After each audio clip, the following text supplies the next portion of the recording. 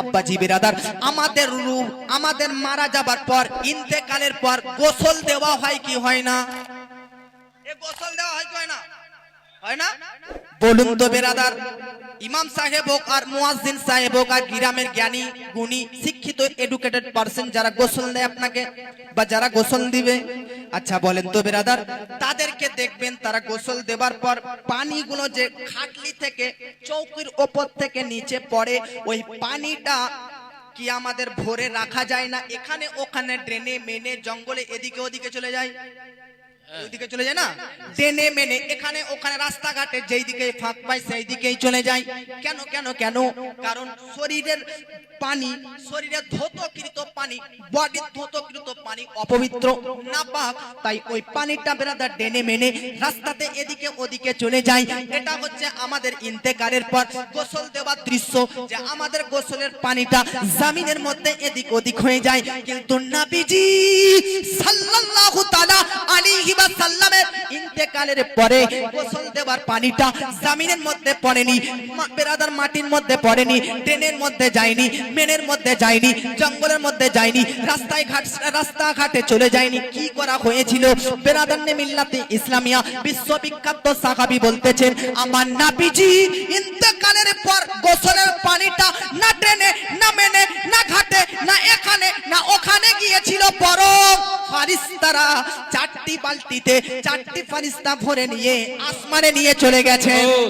জোরে বলেন কোন চারটি ফারিস্তা? হযরতে জিবরাইল আলাইহিস সালাম, তৃতীয় ফারিস্তা হযরতে মিকাইল আলাইহিস সালাম, তৃতীয় ফারিস্তা হযরতে ইসরাইল আলাইহিস সালাম এবং চতুর্থ ফারিস্তা হযরতে ইসরাফিল আলাইহিস সালাম। এই চারজন ফারিস্তা চারজন চারটি পাত্র চারটি বালতি নিয়ে আসার পর নবীজিকে যখন গোসল দেওয়া হয়, নবীজিকে যখন স্নান করানো হয়, নবী গোসলের পানিটা জমিনে পড়তে দেয়নি, বরং চারটা পাত্রে তুলে নিয়ে আসমানে চলে গিয়েছেন। সুবহানাল্লাহ বলেন। এবার ওই চারটা ফারিস্তাকে জিজ্ঞাসা করা হলো, নবীজির ইন্তেকালের পর গোসলের পানিটা জমিনে কেন পড়তে দিলে না, আসমানে কেন নিয়ে গেলে? তো চারটি ফারিস্তা বলতেছে, নবীজির শরীরের সঙ্গে, নবীজির বডির সঙ্গে, নবীজির দেহের সঙ্গে যেই জিনিস স্পর্শ হয়ে যায় ওই জিনিসটাই বরকতপূর্ণ হয়ে যায়। জোরে বলেন। তাহলে নবীজির ইন্তেকালের পর গোসল দেবার সময় যে পানিটা স্পর্শ হয়েছে অবশ্যই ওইটা বরকতপূর্ণ পানি, তাই তো আমরা নিয়ে এসেছি। আরে ভাই, নবীজির গোসলের পানিতে বরকত থাকবেই না কেন? নবীজির থুতুতে যদি বরকত থাকে তো গোসল করার পানিতে থাকবে না? থাকবে কি থাকবে না? নবীজির থুতুর বরকত আছে। আরে নবীর থুতু তো দূরের কথা, নবীজির প্রস্রাব পাখানার মধ্যেও বরকত আছে। তাই আমার নবীজি সাল্লাল্লাহু তাআলা আলাইহি ওয়াসাল্লামের চারটি ফারিস্তা মিলে গোসলের পানি নিয়ে চলে গেছেন। এবার চার ফারিস্তাকে এক এক করে জিজ্ঞাসা করব যে কেন নবীজির ইন্তেকালের পর পানি নিয়ে গেলে, গোসলের পানিটা কেন নিয়ে গেলে? দরকার কি জানা? জানা দরকার কি না? প্রথম ফারিস্তা উত্তর দিচ্ছে, তার নাম হচ্ছে ইসরাইল আলাইহিস সালাম। হযরতে ইসরাইল আলাইহিস সালাম। জোরে বলেন। কে বলেন তো? ইনি জান কবজকারী, আত্মা কবজকারী ফারিস্তা ইসরাইল। হযরতে আজরাইল বা ইসরাইল আলাইহিস সালাম, ইসরাইল বলবেন এটাই বেটার। ইসরাইল আলাইহিস সালামকে জিজ্ঞাসা করা হলো, ওই চারটা ফারিস্তার মধ্যে তুমি একটা ফারিস্তা যে নবীজির ইন্তেকালের পর গোসলের পানিটা আসমানে নিয়ে চলে গেছো, কেন নিয়ে গেছো? হযরতে ইসরাইল বলতে থাকে, নবীজির গোসলের পানি তো বরকতপূর্ণ। আমি ইসরাইল আদম নবী থেকে আজ পর্যন্ত বা কিয়ামত পর্যন্ত প্রত্যেকটি মানব দানবের আত্মা কবজ করব, রূহ কবজ করব, জান কবজ করব। আমি ইসরাইল ফারিস্তা জানি মানুষের জান কবজ করার সময় সে কতটা ব্যথা অনুভব করে, সে কতটা যন্ত্রণা অনুভব করে, সে কতটা ব্যথা অনুভব করে। একটা হাদিস শুনেন, মানুষের জান কবজ করার সময়, আত্মা কবজ করার সময়, রূহ কবজ করার সময় মানুষ কতটা ব্যথা অনুভব করতে থাকে, মানুষ কতটা ব্যথা পায়। বিরাদার মিল্লাত ইসলামিয়া, আমার নবীজি বলেছে, পাহাড় যদি উপরে পড়ে যতটা মানুষ আঘাত পায়, আত্মা পার হবার সময় ওই মানুষটি ততটাই আঘাত পায়। কিন্তু ইসরাইল বলতেছে, না না না না না না, আর আঘাত পাবা দরকার নয়, আর আঘাত পাবে না, আর ব্যথা পাবে না, আর ব্যথা পাবে না, আর আঘাত পাবে না। এই জন্য তো নবীজির ইন্তেকালের পানিটা নিয়ে এসেছি। ইসরাইল বলতে থাকে, ব্যাপারটা কি খুলে বলুন। ইসরাইল বলতে থাকে, প্রত্যেকটি ব্যক্তির রূহ যখন কবজ করি, মুসলমানেরও রূহ কবজ করি, হিন্দুরও রূহ কবজ করি, ইহুদিরও রূহ কবজ করি। মনে রাখবেন, পৃথিবীর মধ্যেতে 206টি দেশ রয়েছে। প্রত্যেকটি 206টি দেশ মিলিত পৃথিবীটির মধ্যে 4300টি ধর্ম বাস করে। একাই যে মুসলমান বাস করে তাই নয়, 4300টা ধর্ম বাস করে। 4300টা ধর্মের প্রত্যেকটা মানুষের, প্রত্যেকটা মানব দানবের হযরতে ইসরাইলি কিন্তু রূহ কবজ করে। এখন হযরতে ইসরাইল বলতে থাকে, জানো নবীজির ইন্তেকালের পর গোসলের পানিটা কেন নিয়ে এসেছি? বলতেছে কেন? ইসরাইল বলতে থাকে যে জান কবজ করার সময় ওই ব্যক্তিটা যদি কাফির হয়, মুশরিক হয়, বেয়াদব হয়, বেধর্মী হয়, তো তার আঘাত পাওয়াটাই স্বাভাবিক। পাপ আঘাত পাওয়াটা স্বাভাবিক কিনা? কাফিরের জন্য আঘাত থাকবে না? যে ব্যক্তি বেধর্মী, তার আত্মাটা কবজ করার সময় সে যখন আঘাত পায়, আমার খুশি হয়। পৃথিবীতে থাকলি নবীকে মানলি না, আল্লাহকে মানলি না, তুই আঘাত পা, আঘাত পা। কিন্তু ইসরাইল বলতে থাকে, কাফির আঘাত পাই, মুশরিক আঘাত পাই, বেধর্মী আঘাত পাই, ঠিক আছে, কিন্তু মুমিন আঘাত পাবে এটা আমি চাই না। জোরে বলেন। মুসলমান আঘাত পাবে আমি চাই না। তো হযরতে ইসরাইল বলতে থাকে, এই জন্য একটা ক্লু দেখলাম কি, আমার নবীজির ইন্তেকালের পর পাত্রে আমি নিজের কাছে গোসলের পানিটা রাখলাম। যখন যখন মুমিন ব্যক্তি, মুসলমান ব্যক্তির রূহটা কবজ করব, আত্মাটা কবজ করব, আর নবীজির ইন্তেকালের গোসলকৃত পানিটা তার উপর ছিটিয়ে দিব, ছিটিয়ে দিব। যেমনই নবীজির গোসলের পানি তার উপরে মুমিন ব্যক্তির, মুসলমান ব্যক্তির উপরে পড়ে যাবে, নবীজির গোসলের পানি বরকতে মুমিন ব্যক্তি মৃত্যু, আত্মা, জান কবজ করার আঘাত যন্ত্রণা থেকে পরিত্রাণ পেয়ে যাবে। সুবহানাল্লাহ বলে। ইসরাইল বলতে থাকে, মুমিন ব্যক্তির জান কবজ করব, তখন নবীজির ওই গোসলের পানিটা উপরে ছিটিয়ে দিব, তাতে যেন মুমিন ব্যক্তি মৃত্যুর যন্ত্রণা, মৃত্যুর কষ্ট, মৃত্যুর আঘাত থেকে বেঁচে যায়। জোরে বলেন আর মহব্বতে বলেন। তাহলে 4টা ফারিস্তার মধ্যে কটা ফারিস্তা বললো? একটা, আরো 3টা বাকি আছে নাকি? বেরাদান্নে মিল্লাতে ইসলামিয়া দ্বিতীয় ফারিস্তা হযরতে মিকাইল আলাইহিস সালাম। মিকাইল, তুমি বলো, বলো নবীজির ইন্তেকালের পর গোসলের পানিটা কেন নিলে? গোসলের পানিটা নিয়ে কেন চললে? গোসলের পানিটা কেন নিলে? তখন মিকাইল বলতে থাকে, কবরে মানুষকে রাখার পর কয়টা ফারিস্তা আসবে প্রশ্ন করার জন্য? কটা? 2টো। কি নাম? মুনকার, আর আরেকটির নাম হচ্ছে নাকির। জানেন মুনকার নাকির দেখতে কেমন? মুনকার নাকিরের বড় বড় দাঁত থাকবে। কি থাকবে? যে ফারিস্তা কবরে প্রশ্ন করার জন্য আসবে বাবাজি, ওই মুনকার নাকির পুরো শরীর পা থেকে মাথা অবধি চুলে ঢাকা থাকবে। কিসে ঢাকা থাকবে? চুলে ঢাকা থাকবে। তার বড় বড় দুই দিকে বড় বড় 2টি দাঁত থাকবে। জানেন শরীরের দাঁত আর কালো থাকবে, কালো, আর চোখ 2টি থাকবে নীল নীল। কি? নীল নীল। মুনকার নাকির দেখতে ভয়ঙ্কর, পা থেকে মাথা পর্যন্ত চুলে ঢাকা, বড় বড় দাঁত, চোখ 2টি নীল নীল। এই যে বড় বড় দাঁত, এই দাঁতের মাধ্যমে জমিনকে ফেলে আপনার কবরের মধ্যে পৌঁছবে।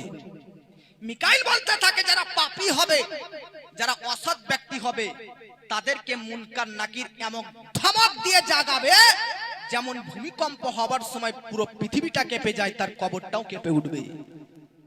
হযরতে মিকাইল বলতেছে, এটা তো পাপীদের জন্য ঠিক আছে, মুমিনদের জন্য, মুসলমানদের জন্য কবরের মধ্যে মুনকার নাকির আসবে।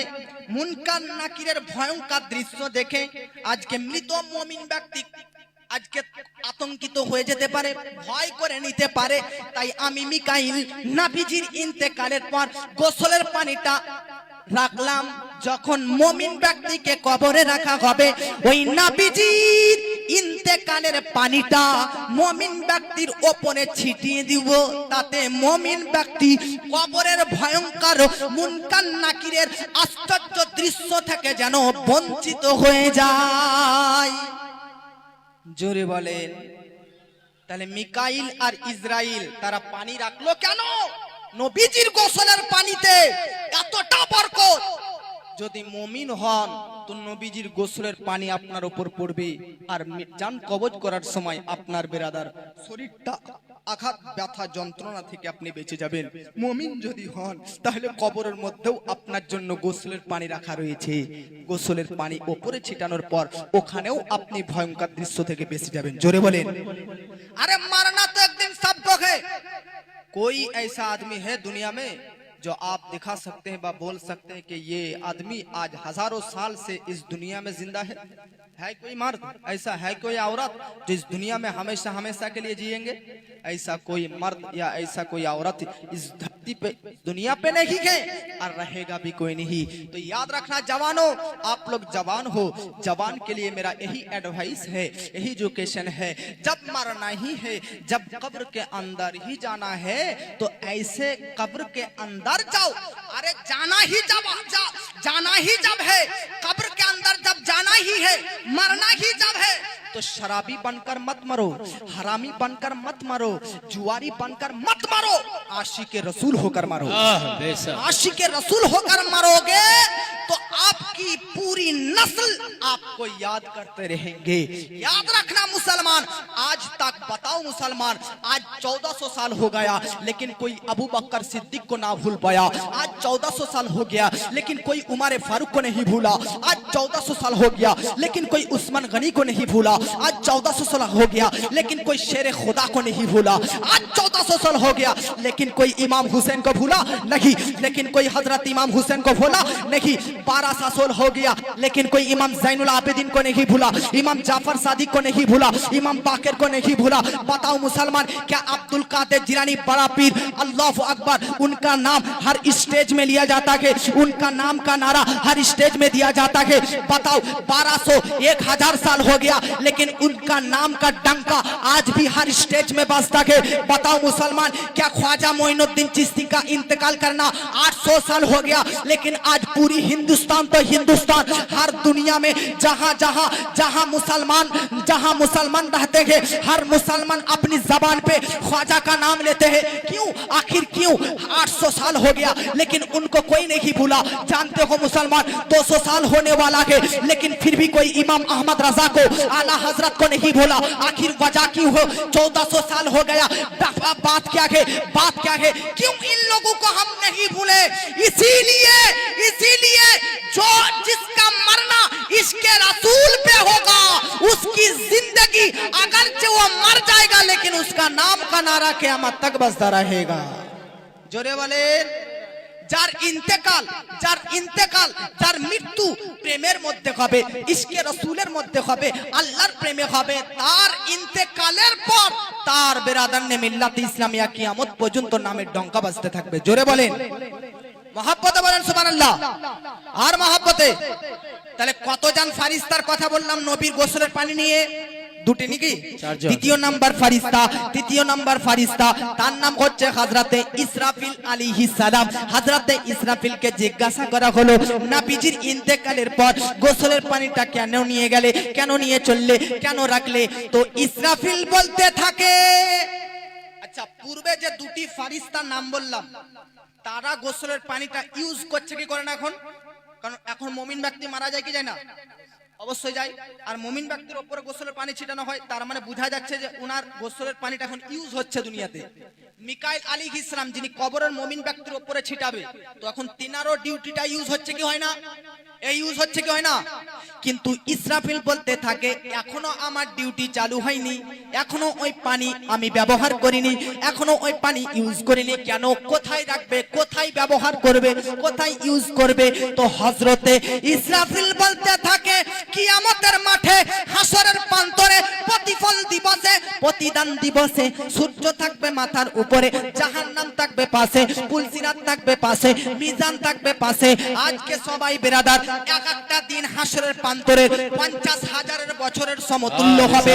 পৃথিবীর 50,000 বছর হাসরের ময়দানের একটা দিন এত বড় বড় দিন হবে। মাথার উপরে সূর্য থাকবে, চতুর্দিকে বিরাদার জাহান্নাম থাকবে, নাফসি নাফসি সবাই করতে থাকবে। আপনি আমি সবাই নাফসি নাফসি। ইয়াউমা ইয়াকুমুন নাস, সেই দিন সবাই আমরা দাঁড়িয়ে যাব।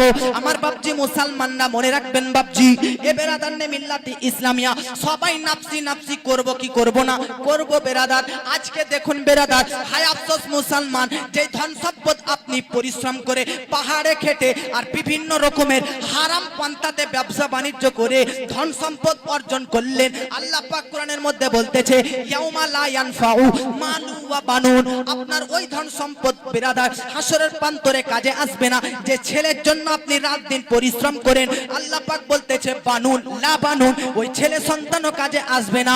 আল্লাহ পাক বলতেছে ইয়াউমা লা ইউনি মাওলান আন মাওলান সাইআ, যে বন্ধুর বন্ধুত্ব নিভানোর জন্য রাত 12টায় যদি রামপুরহাটে ডেকেছে তো রাত 12টায় উঠে গিয়েছেন। যে বন্ধু আপনাকে নলাটিতে বেরাদার রাত 1টায় বিপদে পড়ে ডেকেছে তো গিয়েছেন। আল্লাহ পাক বলতেছে এই বন্ধুত্ব হাসরের প্রান্তরে কাজে আসবে না। আরে বন্ধুত্ব তো বাদ দিলাম, ধন সম্পদ তো বাদ দিলাম, পৃথিবীর মধ্যে প্রত্যেকটা মানুষের কাছে সবচাইতে দামি কারা? সবচাইতে দামি মা বাপ স্ত্রী এরাই। আল্লাহ পাক কোরআনের মধ্যে বলতেছে ইয়াউমা ইয়াফিরুল মারআ মিন আখিহি, ওই স্ত্রী আপনার কাজে আসবে না, ওই ভাই আপনার কাজে আসবে না। কিন্তু আমার নবীজি সাল্লাল্লাহু তাআলা আলাইহি ওয়াসাল্লাম বলতে থাকে হাসরের প্রান্তরে তোমরা যে পৃথিবী করো, ধন ধন করো, সম্পদ সম্পদ করো, 24 ঘন্টার মধ্যে আরে একবারও তো নবীকে স্মরণ করবেন বাবাজি, একবারও তো নবীকে মনে রাখবেন। কেন 24 ঘন্টার মধ্যে শুধু ফ্যামিলি সংসারের জন্যই কাজ করতেছেন, কিন্তু এই আত্মীয় এই ধন সম্পদ হাসরের প্রান্তরে কাজে আসবে না। কিন্তু আল্লাহ পাক কোরআনের মধ্যে বলতেছে হাসরের প্রান্তরে কেউ যদি কাজে আসে একমাত্র আমার নবীজি কাজে আসবে। জোরে বলেন মন যদি দিতে হয় নবীকে দিও, আহা ভালো যদি বাঁচতে হয় নবীকে বাঁচিও। মোদের দুঃখ যন্ত্রণা নবী সইতে পারে না, মোদের দুঃখ যন্ত্রণা নবী সইতে পারে না। আহা ওই নবীজির মুহাব্বতে মিলাদ পড়িও, বল যদি দিতে হয় নবীকে দিও। জোরে বলেন হাসরের প্রান্তরে নবী থাকিবেন সিজদায়, আমার উম্মত আশিক যেন জান্নাত পেয়ে যায়। হাসরের প্রান্তরে নবী থাকিবেন সিজদায়, আমার আশিক উম্মত যেন জান্নাত পেয়ে যায়। জানের চেয়ে বেশি তাকে, জানের চেয়ে বেশি তাকে ভালোবাসিও, মন যদি দিতে হয় নবীকে দিও। জোরে বলেন বাবাজি, দুটি ফারিস্তার নাম করেছিলাম যারা নবীজির গোসলের পানি নিয়ে কি কি করলো বললো নাকি। তৃতীয় নাম্বার ফারিস্তা ইসরাফিল বলতে থাকে কিয়ামতের মাঠে হাসরের মাঠে এইরকম ভয়ঙ্কর জমিন, এইরকম ভয়ঙ্কর দৃশ্য হবে, এইরকম ভয়ঙ্কর দৃশ্য হবে, সূর্য ভেঙে পড়বে, চন্দ্র ভেঙে পড়বে, নক্ষত্র তারা সবকিছু ভেঙে পড়বে। আমার নবীজির বেরাদান মিল্লাতে ইসলামিয়া ওই গোসলের পানি ইসরাফিল ফারিস্তা বলতেছে এই জন্য নিয়েছি, আরে যারা কাফির হবে, যারা মুনাফিক হবে, বেধর্মী হবে, যারা নবীর শত্রু হবে, তারাই তো হাসরের প্রান্তরে শাস্তি আর ব্যথা আর আঘাত আর যন্ত্রণাতে থাকবে। কিন্তু যারা মুমিন সৎ ব্যক্তি হবে তারা হাসরের প্রান্তরে সমস্ত যন্ত্রণা ব্যথা বেদনা থেকে পরিত্রাণ পেয়ে যাবে। কি করে পসিবল, কি করে সম্ভব? তখন ইসরাফিল বলতে থাকে নবীজির ইন্তেকালের পর গোসলের পানিটা যে আমি দেখেছি, আরে নবীজির ইন্তেকালের গোসলের পানিটা হাসরের প্রান্তরে মুমিন ব্যক্তিদের উপর ছিটিয়ে দিব। আর যারা মুমিন ব্যক্তি হবে নবীজির গোসলের পানির বরকতে হাসরের ভয়ঙ্কর আঘাত দৃশ্য থেকে বেঁচে যাবে। জোরে বলেন তাহলে কটা ফারিস্তার বললাম নাম? তিনটা নাকি? শুনছেন না আপনারা? এদিক ওদিক কান দিচ্ছেন, শুনছেন না? চতুর্থ ফারিস্তা জিবরিল আমিন। কি নাম বললাম? জিবরিল আমিন, হযরত জিবরাইল আলাইহিস সালাম। ওগো জিবরিল, তুমি কেন নবীজির গোসলের পানি ইন্তেকালের পর ওই যে গোসলের পানিটা কেন নিয়ে নিলে? আপনারা বলেন তো, বুকে হাত রেখে কেউ কি আল্লাহকে দেখেছেন? আল্লাহকে দেখেছেন গো? কেউ আল্লাহকে দেখেনি, একমাত্র আমার নবী আল্লাহকে দেখেছে। আদম থেকে আজ পর্যন্ত কি কিয়ামত পর্যন্ত কেউ আল্লাহকে দেখে নি। কিন্তু মনে রাখবেন বাপজি, চিন্তা করার প্রয়োজন নেই, টেনশন করার প্রয়োজন নেই। আল্লাহ পাক কোরআনের মধ্যে একাধিক জায়গাতে বলেছে, হাজরাত আছে, হাসরের প্রান্তরে কিয়ামতের মাঠরে সূর্য চন্দ্রর মতন আল্লাহ পাককে ফেস টু ফেস দেখতে থাকবে। জোরে বলেন।